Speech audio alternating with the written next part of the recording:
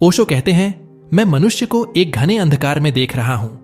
जैसे अंधेरी रात में किसी घर का दिया बुझ जाए, ऐसा ही आज मनुष्य हो गया है। उसके भीतर कुछ बुझ गया है, परंतु जो बुझ गया है उसे प्रज्वलित किया जा सकता है।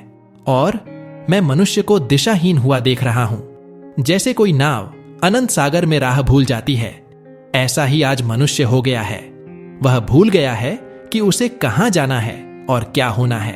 पर जो विस्मृत हो गया है, उसकी स्मृति को उसमें फिर से जगाया जा सकता है। इसलिए अंधकार है, पर आलोक के प्रति निराश होने का कोई कारण नहीं है।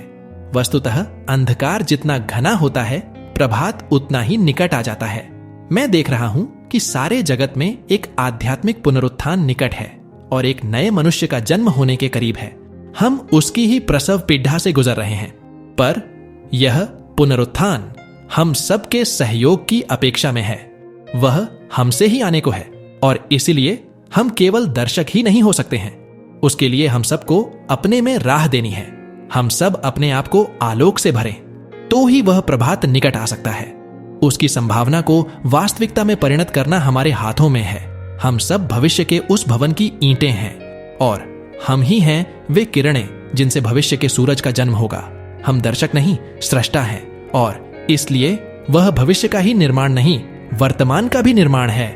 वह हमारा ही निर्माण है। मनुष्य स्वयं का ही सृजन करके मनुष्यता का सृजन करता है।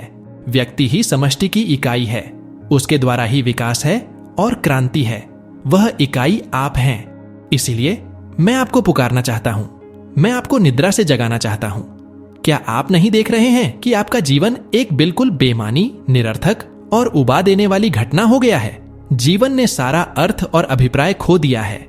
यह स्वाभाविक ही है। मनुष्य के भीतर प्रकाश न हो तो उसके जीवन में अर्थ नहीं हो सकता है। ओशो कहते हैं, मनुष्य के अंतस में ज्योति न हो तो जीवन में आनंद नहीं हो सकता है। हमें जो आज व्यर्थ बोझ मालूम हो रहा है, उसका कारण यह नहीं है कि जीवन ही स्वयं में व्यर्थ है। जीवन तो अनंत सार्थकता है, पर हम उस सार्थकता और कृतार्थता तक जाने का मार्ग भूल गए हैं।